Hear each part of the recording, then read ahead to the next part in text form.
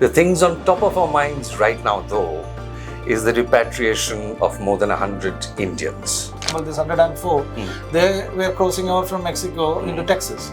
So we have seen Indian families die while trying to cross over. That's true. It's a very horrible kind of a thing. But the thing is that it's an illegal immigration route. And they have identified, like you said, around 19,000 people now. All of them are, after verification of their nationality, are said to come back. So you're saying we can expect more such flights back from the US? Yeah, more flights will come. Right. Hi. Welcome to the New Indian Express's World View. I am Amitava Sanyal, opinion editor, and with me here is Jayanth, our diplomatic editor. Now, nobody quite grabs the headlines the way Donald the Disruptor does. He is doing all that he promised to, and a few things more. The things on top of our minds right now, though, is the repatriation of more than 100 Indians. Now, repatriation of Indians who have illegally crossed over into the US has been going on for a long time. The External Affairs Minister told the Rajya Sabha today that since 2009, 15,668 Indians have been repatriated. But this time, the 104 that were sent back were sent in a military plane in shackles, which has not happened before. Why do you think that was the way it was? Yeah, a couple of things this time. Number one, a greater deal of focus is on immigration and sending back illegals or aliens, as Trump would like to call them, because of the policies of the Trump government. Like the way he has campaigned, the way he has made his inaugural speech, and all the administrative decisions that he has taken since then. So there's a greater focus on this. And also, if you see, a lot of countries are protesting the way the illegal immigrants have been sent back. Colombia protested. So many countries have protested. Brazil has raised protest. So in the case of India, look, last time also, like last year also, the last deportation happened in October 2024. That time, a chartered flight was used.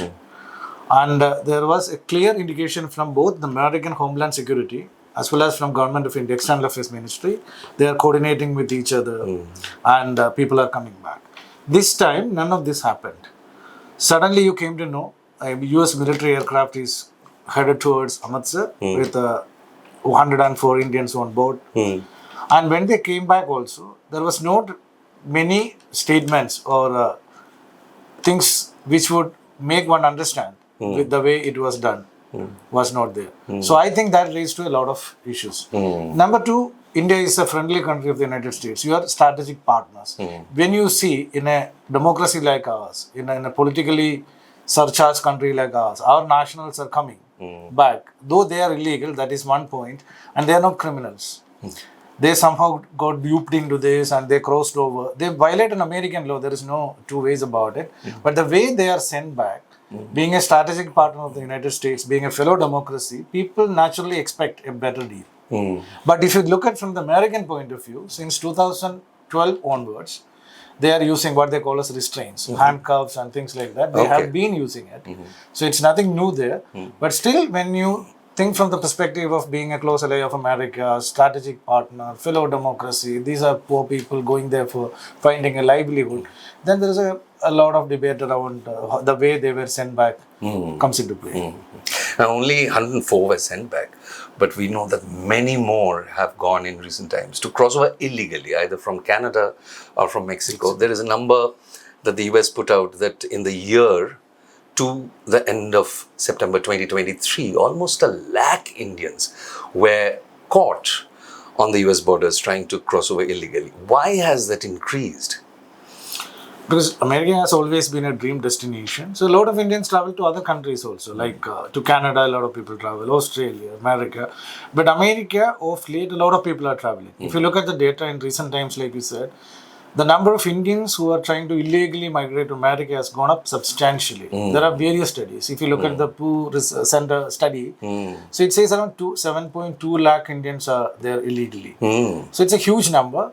So this never happened before, because I think because of various reasons, going abroad has been a very enchanting proposition for a lot of Indians. So they pay like in our own newspaper reports, you have seen all these figures like people paying 40 lakh, 60 lakh, 50 lakh. Yes. Somehow they are trying to take this so-called donkey route and Yeah. many illegal routes. Yeah. And they are going abroad. So Right. that is happening at one level. Second time, we should also understand what are the legal measures that we have in place. So we have an Immigration Act of 1983. So which actually regulates the recruitment agencies of people who are being sent abroad. But this particular act of 1983, there were so many attempts to amend it, to align it with modern realities. So immigration has changed, job market has changed all over the world, but nothing has happened. Again, in the view of all these things, Government of India is again planning to bring this act in another form. They are making necessary amendments and all. But the thing is that you also have to get your house in order. So a lot of illegal recruiting agencies are there. They are not registered with anybody. They are just charging people exorbitant money. They are sending them abroad. After that, they are washing their hands off. So there is a racket going on, and that also has to be addressed. Why are these rackets more, as it seems, because of the numbers, more in Punjab and Gujarat? There is a history to it, but it continues to be that. Yeah, if you look at the data now, Punjab is there, Haryana is there. For example, if you look at the people who have come back, Punjab, Haryana, and Gujarat. So mostly this area, people are very daring to go abroad. They are willing to take risk and things like that. And a lot of these agencies also operate out of this area. So if you look at other geographies in India, they are not so much in contention because there are not many agencies like this operate there, or people are not willing to take that kind of a risk because it's a very risky proposition. Yeah, like you are sent through so many countries, you reach a border, then try to cross over. For example, this 104, they were crossing over from Mexico into Texas. They were arrested there and detained there, and they were deported. So We have seen Indian families die by trying to cross over. that's true. It's a very It's horrible kind of a thing. But the Yes. thing is that it's an illegal immigration route. But the point is that America has become very strict about it. So the way they are treating illegals have become a major issue of contention all over the world. And I think this is going to happen. And they have identified, like you said, around 19,000 people now. All of them are, after verification of their nationality, are said to come back. And one point is that why are people trying to cross over? Second is the treatment meted out to them. That is also very important. Like the way Americans are doing it, I think that will create a lot of political issue here, because at the end of the day, they are Indian nationals. They went there looking for greener pastures. That didn't work out. Of course, they used illegal means. But when they come back, and people expect them to be treated in a fairly manner, more fair and for decent manner. Like you see all this long flight, when people complained about they were not allowed to go to washrooms, or they were not given enough food or drinking water.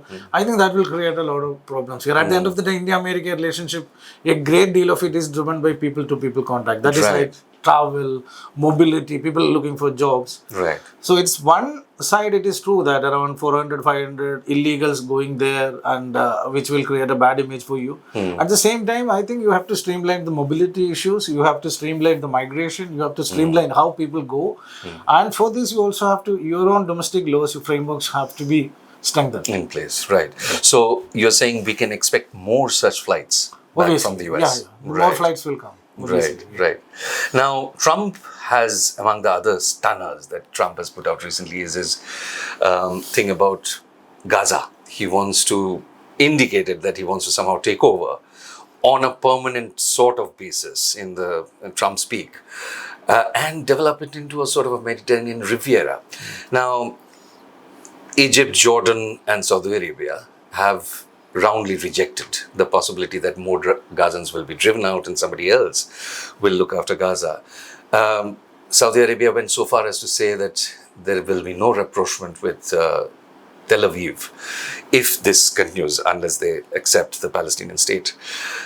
Given this, what do you think it does to the scope of ceasefire that has just about started on January 19th? I think it started the initial 6 weeks, and then 2 other phases of the whole truce that is on the cards. What do you think it does to that? It's on the face of it, it's a very esoteric idea. First, we have to take out the all Palestinians staying there out of Gaza and to find them a home. So Trump can easily pay the El Salvador and get a facility there for illegal immigrants or American convicted criminals, etc. So which countries? Already the countries surrounding areas, they have enough Palestinians living there. Jordan, huge population. Yeah, many of them have already said they can't take any more. And also this policy of Trump, especially even Trump's own allies, I don't think they will agree to this. Provided he is not getting enough traction, I think he will either wait for it some time to bide his time and see how it pans out. But I think on the face of it, it's a very esoteric idea. But if you want to implement it, that will be a huge thing to do. And I don't know how he is going to do it. Yeah. So question marks on that. Now, there are things that Trump has sounded out about India. One is as part of BRICS, the de-dollarization. There have been conversations in the BRICS about various ways to avoid the dollar as a trading currency. And then Trump has also said that they would want us to buy more military equipment from the US. Now, given this states and the deportation, stage is set for Narendra Modi's visit to the US on February 13th. What do you think should be on the agenda? Yeah. Coming to de-dollarization, BRICS as a group, they have been talking about a common currency. Right. But it hasn't reached anywhere. For the simple reason that unlike you say European Union or other blocs like European Union, we don't have a common market. We don't have a common trading system. Yep. Our rules are vastly different. Political systems are different. Till you get a common market kind of a system, it's very difficult to implement a common currency. So the BRIC currency is an idea whose time is yet to come, number one. Number two, what is happening within the BRICS, which is happening in other countries also, promoting trade in local currencies. Right. Like India does it with some countries. Right. In local currency you trade. For example, trying to do it with Russia, you can try to do it with UAE, etc. etc. Then the problem is that US dollar remains the most dominant currency in global trade. Right. So the face of global trade is US dollar. You can't get away with it. To be fair to government of India, they've already said that this is neither your economic policy nor their strategic policy or political strategy. So I don't think India will get into a system where you can go after American dollar because the entire financial system is linked to American dollar. Like for example, insurance, banking. So moving away from American dollar at this point in time, it's not feasible for any country, let alone India. China can talk about it to some extent. Russians can obviously talk about it, they are under huge sanctions, but for a country like India, it's impossible to talk about. Second, tariff, I think, for example, India has a huge surplus with America, 35 billion as we speak.